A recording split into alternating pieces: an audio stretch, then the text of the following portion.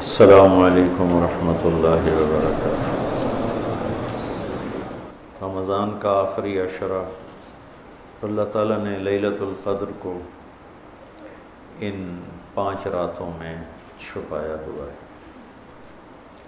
پہلے یہ تعیین کے ساتھ مقرر ہو کر آ رہی تھی۔ آپس کے جھگڑے ایسی نحوست ہیں کہ آپ خیمے سے باہر آئے، 2 صحابہ آپس میں ان کی کوئی تلخی ہوگی، ان کی آوازیں اونچی ہوں گی، جھگڑا بڑھ گیا تو آپ نے باہر تشریف لا کے فرمایا کہ میرے اللہ نے مجھے شب قدر بتا دی تھی کہ فلاں رات ہوا کرے گی، لیکن تم لوگوں کے جھگڑے کی وجہ سے اللہ تعالیٰ نے اس کو اٹھا لیا اور چھپا دیا، اور اب تم اسے طاق راتوں میں تلاش کرو، 21 میں، 23 میں، 25 میں، 27 میں، 29 میں اس کو تم تلاش کرو۔ آپس کا اختلاف صحابہ کا تھا، 2 صحابی آپس میں کس بات پہ الجھ گئے پتہ کوئی نہیں۔ بظاہر تو وہ ایک تعیین اور ایک مقرر عدد، مقرر رات اٹھ گئی، لیکن یہ بہت بڑی خیر ہوئی۔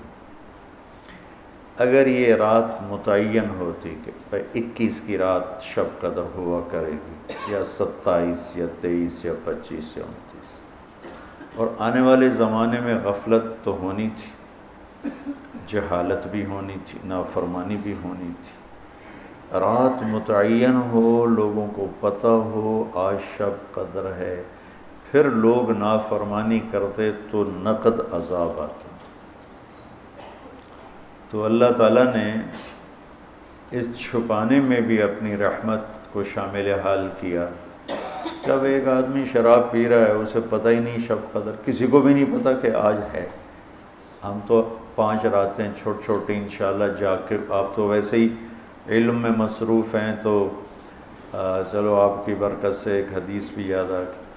ابو ہریرہ رضی اللہ تعالیٰ عنہ فرماتے ہیں مدارست العلم ساعتاً، دارس یدارس، ایک دوسرے کے ساتھ علمی محاورہ کرنا، یا جس کو آپ تکرار کہتے ہیں، مدارست العلم ساعتاً خیر من احیاء لیلۃ القدر عند الحجر الاسود۔ اللہ اکبر، تم تو بڑے مالدار ہو یار، ہیں ماشاءاللہ۔ آپ کی رات اللہ کے فضل سے علم میں گزرتی ہے، تو اور لوگ بھی بیٹھے ہیں، میں ترجمہ کر دیتا ہوں۔ چند گھڑی، تھوڑی دیر کا علمی مذاکرہ، علمی گفتگو، علم کی طلب میں، علم کی تلاش میں، مناظرہ نہیں ہے، لڑائی جھگڑا نہیں ہے، علم کی طلب اور تلاش میں تھوڑی دیر علم کا مذاکرہ اور علم کی بات چیت، یہ حجر اسود کے سامنے کھڑے ہو کر لیلۃ القدر میں ساری رات نفل پڑھنے سے بہتر ہے۔ لیلۃ القدر بذات خود خیر من الف شہر ہے، ٹھیک ہو گیا، اور حرم کی ایک نیکی 1 لاکھ کے برابر ہوتی ہے، یہ بھی ٹھیک ہے، معلوم ہے، حرم مکہ کی ایک نیکی 1 لاکھ کے برابر، تو یہ رات حرم میں 1 لاکھ راتوں کے برابر ہوگی۔ 1 لاکھ کو 1000 سے ضرب دیں تو کتنا بنے گا؟ مولوی شاید بتائے گا، حساب اچھا کر کر 10 کروڑ مہینے بنتے ہیں، 10 کروڑ مہینے بنتے ہیں، 10 کروڑ مہینوں کے سال بناؤ، لاکھوں سال بنتے ہیں، ہزاروں سال بنتے ہیں۔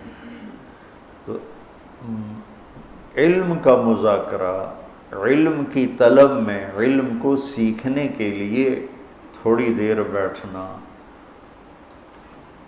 وہ حجر اسود کے سامنے لیلۃ القدر میں ساری رات نفل پڑھنے سے بہتر ہے۔ یہ تو ہو گیا عام دنوں میں۔ جب یہ علم کی طلب رمضان میں ہو تو ہر عمل پہلے ہی 70 گنا بڑھ جاتا ہے۔ فرض علم کی طلب تو فرض ہے، تو فرض 70 گنا ہو جاتا ہے، نفل فرض بن جاتا ہے، تو اس کو ملٹیپلائی کرنے کے لیے کوئی کمپیوٹر بھی کام نہیں دے گا۔ یہ آپ اللہ کے فضل سے آپ کی ساری ہم نے 25 کو چھٹی رکھی ہے، 2 راتیں گھر جا کے جاگ لینا، ایک 27 کی ایک 29 کی، تو انشاءاللہ تو اب ویسے بھی آج کل راتیں چھوٹی ہیں، تو یقیناً ایک رات تو ہوگی اس میں، 5 راتیں اگر ہم جاگ لیتے ہیں یقیناً ایک رات اس میں شب قدر ہے۔ تو اللہ کے نبی شد المیزر ان آخری عشرے میں خوب محنت فرماتے، کمر کس لیتے، اور ساری زندگی اعتکاف بیٹھے۔ آپ نے کبھی اعتکاف نہیں چھوڑا، فتح مکہ پہ چھوٹا لیکن شوال میں آ کے بیٹھے، 1 مہینہ پورا اعتکاف کیا، پھر 20 دن کیا، پھر 10 دن، پھر 9 رمضان میرے نبی کو ملے، 9 رمضان۔ تو ایک میں اعتکاف چھوٹا اور باقی میں آپ نے مسلسل اعتکاف فرمایا۔ لیلۃ القدر کی صرف تلاش نہیں بلکہ اعتکاف اللہ کے در پر پڑ جانا ہوتا ہے۔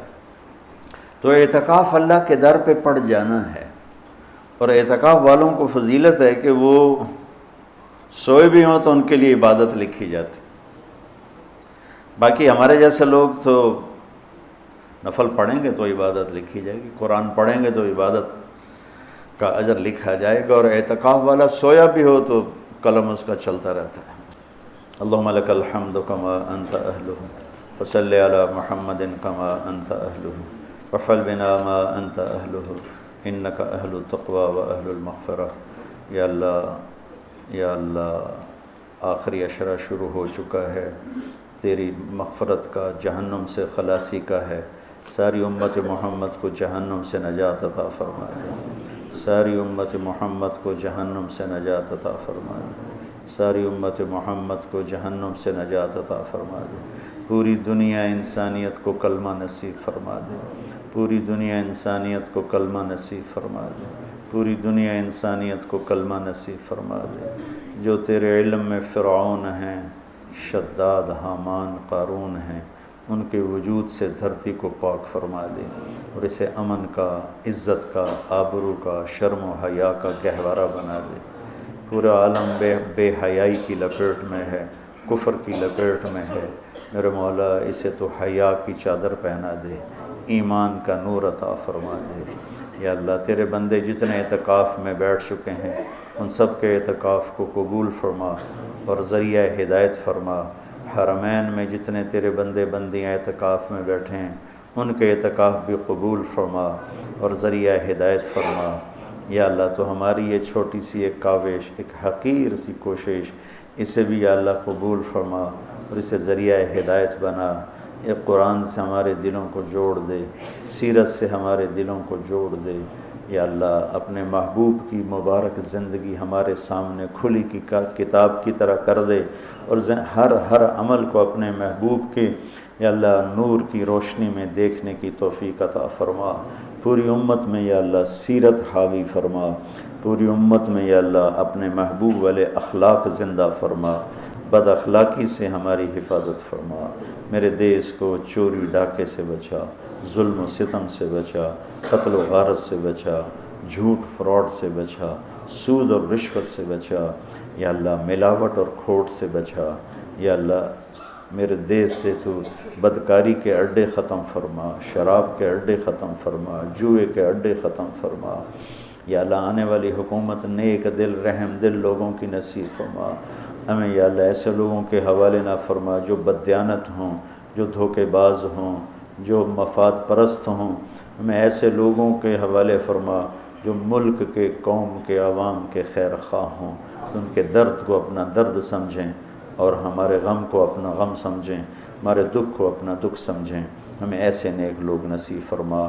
یا اللہ، جہاں جہاں یہ میرے ساتھ لوگوں نے ہاتھ اٹھائے ہوئے ہیں تو سب کے حق میں ان کی دعائیں قبول فرما، ان کی حاجات کو پورا فرما، آمین۔